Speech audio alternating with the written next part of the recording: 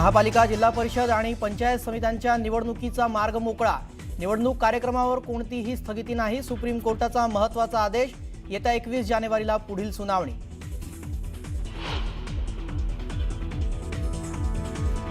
नगर परिषद, नगरपंचायत निवडणुकीच्या प्रचाराची मुदत वाढवली। 1 डिसेंबरच्या रात्री 10 वाजेपर्यंत उमेदवारांना प्रचार करता येणार। निवडणूक आयोगाच्या निर्णयामुळे उमेदवारांना दिलासा।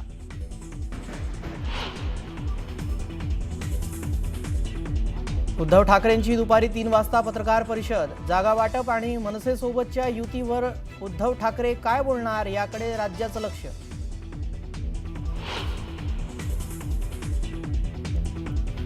संजय राऊतांची तोफ पुन्हा धडाडणार। येत्या सोमवारी सकाळी 10 वाजता संजय राऊत माध्यमांशी साधणार संवाद।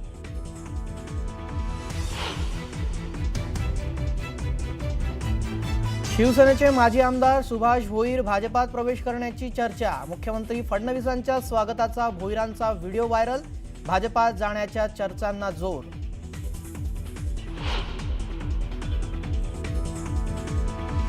ज्याचा आपण जीव वाचवला, ज्याच्यासाठी आपलं घर फुटलं, त्यानेच आपल्याशी गद्दारी केली। जाहीर भाषणात धनंजय मुंडेंचा दीपक देशमुखांवर हल्लाबोल।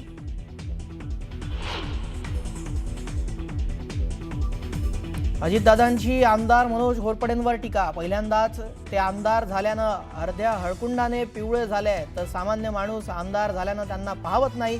जयकुमार गोरेंचा पलटवार।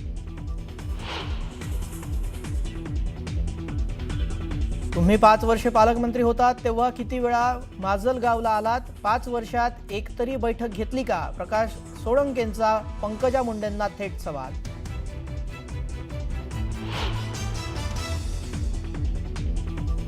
मंत्री संजय सिरसाडांच्या अडचणी वाढण्याची शक्यता। नवी मुंबईतील 4500 कोटींच्या जमीन घोटाळा प्रकरणी चौकशी समिती स्थापन। कोकण विभागीय आयुक्तांच्या अध्यक्षतेखाली होणार चौकशी।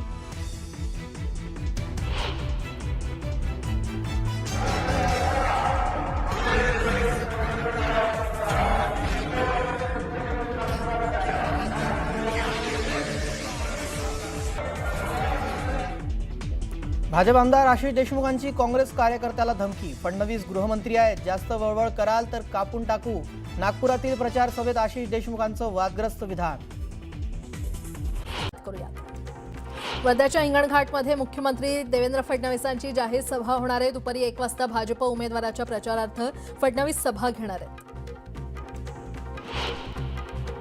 नशिराबादमध्ये गिरीश महाजन यांची कॉर्नर सभा पार पडली। भाजप शिंदेसेना युतीच्या उमेदवारांवर विश्वास ठेवत नगर परिषदेवर पहिल्यांदाच भाजपचा झेंडा फडकवण्याची संधी द्या, असं आवाहन गिरीश महाजन यांनी केलं। नगर परिषद निवडणुकीच्या प्रचाराला काही दिवस शिल्लक असल्यानं जळगावच्या चोपड्यात उमेदवारांचा होम टू होम प्रचाराकडे कल दिसून येतोय। अधिकाधिक मतदारांना आपल्याकडे आकर्षित करण्याचा उमेदवारांचा प्रयत्न आहे। सोलापूरच्या कुर्डुवाडीत 20 वर्षांहून अधिक काळ ठाकरेंची सत्ता आहे। मात्र याच कुर्डुवाडी नगरपालिकेच्या निवडणुकीत सध्या ठाकरे गट अस्तित्वाची लढाई लढतोय, तर ठाकरे गटाला राष्ट्रवादी अजित पवार गटानं मोठं आव्हान उभं केलंय। एकनाथ शिंदे किती नगर परिषदा दत्तक घेणार? त्यांनाही मर्यादा आहे। 10 वर्षांपासून त्यांच्याकडे नगरविकास खातं आहे, पण अनेक नगर परिषदांना त्यांनी भरीव निधी दिलेला दिसत नाही। त्यामुळे दिलेली आश्वासनं पूर्ण होणार नाहीत, असा टोला माणिकराव कोकाटे यांनी लगावलाय। छत्रपती संभाजीनगर मनपा निवडणुकीसाठी प्रसिद्ध झालेल्या प्रारूप मतदार याद्यांमध्ये मोठ्या प्रमाणात चुका आढळल्यात। एका प्रभागातील हजारो नावं थेट दुसऱ्या प्रभागात गेल्याचं समोर आलंय। एकट्या छत्रपती संभाजीनगर महानगरपालिका हद्दीत 2500 आक्षेप नोंदवण्यात आलेत। धाराशिव नगरपालिका निवडणुकीचा प्रचार जोरदार सुरू आहे। जिल्ह्याचे पालकमंत्री शिवसेना उमेदवारासाठी आज प्रचार सभा घेणार आहेत। उमरगा इथे काँग्रेस आणि शिवसेनेची युती झाली असून या युतीवर टीका होते। साताऱ्यातील रहिमतपूर या ठिकाणी नगरपालिका निवडणुकीकरता भाजपची सभा झाली। यावेळी मंत्री शिवेंद्रराजे भोसले यांनी राष्ट्रवादीच्या घड्याळ चिन्हावर टीका केली। वेळ आता कमळाची आहे, घड्याळाची वेळ चांगली नाही, असा टोला त्यांनी लगावला। जळगावच्या नशिराबादमध्ये मंत्री गिरीश महाजनांनी शक्ती प्रदर्शन केलं। भाजप सेना युतीच्या उमेदवारांसाठी महाजनांनी रोड शो काढला। ढोल ताशांच्या गजरात कार्यकर्त्यांनी मोठ्या संख्येनं या रोड शोमध्ये सहभाग घेतला। लातूर जिल्ह्यातील अहमदपूर नगर परिषदेच्या निवडणूक प्रचारासाठी आयोजित सभेत काँग्रेस नेते माजी मंत्री आमदार अमित देशमुख यांचा अनोखा अंदाज पाहायला मिळाला। एक गीत गात त्यांनी मतदारांना मौसम बदलण्याचं अर्थात मतरूपी आशीर्वाद काँग्रेस महाआघाडीच्या उमेदवारांच्या पारड्यात टाकण्याचं आवाहन केलं। केंद्रीय मंत्र्यांच्या विरोधामुळे मुक्ताईनगरमध्ये युती होऊ शकली नाही असा आरोप मंत्री गुलाबराव पाटील यांनी केला। यावेळी त्यांनी शेरोशायरी करत केंद्रीय मंत्र्यांना सुनावलं। उपमुख्यमंत्री एकनाथ शिंदेंनी संगमनेर नगर परिषद निवडणुकीच्या प्रचारावेळी काँग्रेस नेते बाळासाहेब थोरात आणि आमदार सत्यजित तांबे यांच्यावर जोरदार टीका केली। मामा भाच्यात भांडण आहे, ते त्यांचं घर सांभाळू शकत नाहीत असा निशाणा उपमुख्यमंत्री शिंदेंनी साधला। अलिबाग नगरपालिकेमध्ये गेले 20 वर्ष सत्ता गाजवणाऱ्या शेतकरी कामगार पक्षाला शह देण्यासाठी भाजप आणि शिंदे सेना एकत्र आलेत। युतीच्या उमेदवार तनुजा पेरेकर यांनी त्यांच्या विजयाचा विश्वास व्यक्त केलाय। अलिबागमधील डम्पिंग ग्राउंडच्या समस्येवर विशेष लक्ष केंद्रित करणार असं आणि हा आपण प्रश्न मार्गी लावणार असल्याचं आश्वासन त्यांनी दिलंय। काही ठिकाणी महायुतीमधील दोन्ही पक्ष समोरासमोर असले तरी ही रणनीती वरिष्ठांना विचार करून केलेली आहे। विरोधकांना कोणतीच जागा द्यायची नाही या उद्देशानं महायुतीमधील पक्ष काही ठिकाणी एकमेकांच्या विरोधात उभे राहिलेत असं मंत्री आशिष शेलार यांनी म्हटलंय।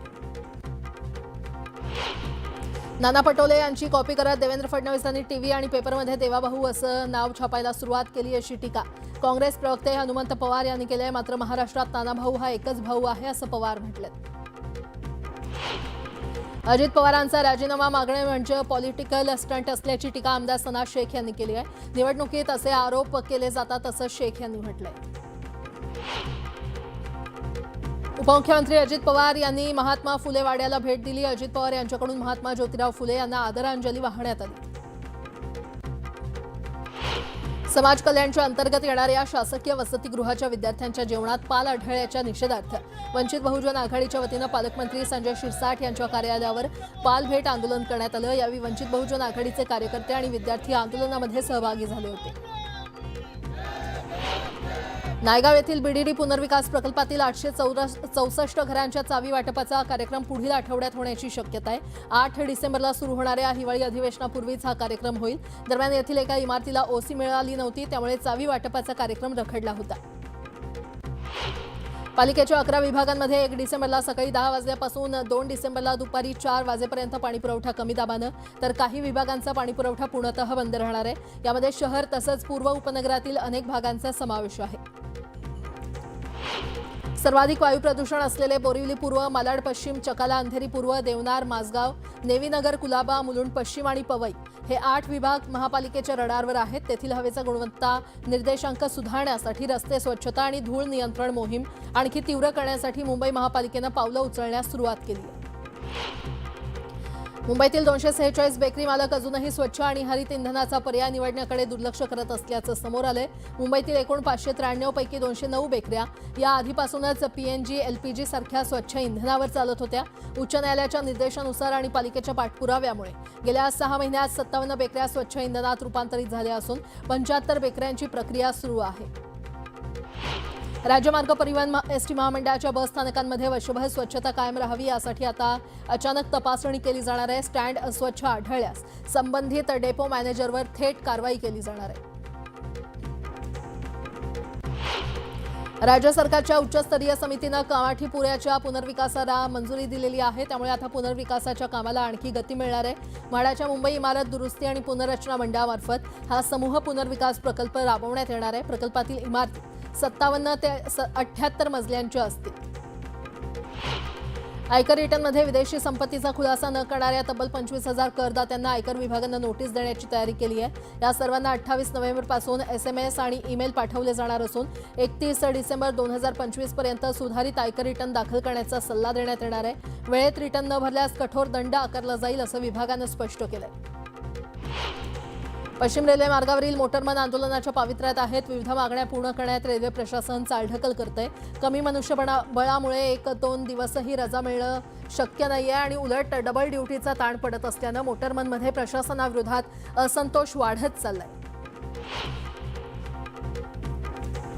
ब्रिटिशकालीन एल्फिन्स्टन पुलाचा रेल्वे मार्गिकेवरील लोखंडी सांगाडा हटवण्यासाठी मध्य रेल्वेनं एकूण 8 ब्लॉक घेण्यास तयारी दर्शवली आहे। यापैकी एक ब्लॉक सलग 18 तासांचा घेण्यात येणार आहे। या ब्लॉकमुळे लोकल ट्रेन आणि मेल एक्सप्रेसची प्रवासी सेवा दिवस रात्र कोलमडणार आहे। वडाळा ते कासारवडवली मेट्रो 4 मार्गिकेवर कांजूर मार्ग इथे पादचारी पुलाची उभारणी केली जाणार आहे। विक्रोळी मेट्रो स्टेशन आणि कांजूरमार्ग रेल्वे स्टेशन यांना या पादचारी पुलाद्वारे जोडणी दिली जाणार आहे। सुमारे 740 मीटर लांबीचा हा पादचारी पूल असेल। त्यासाठी तब्बल 93 कोटी रुपये खर्च केले जाणार आहेत।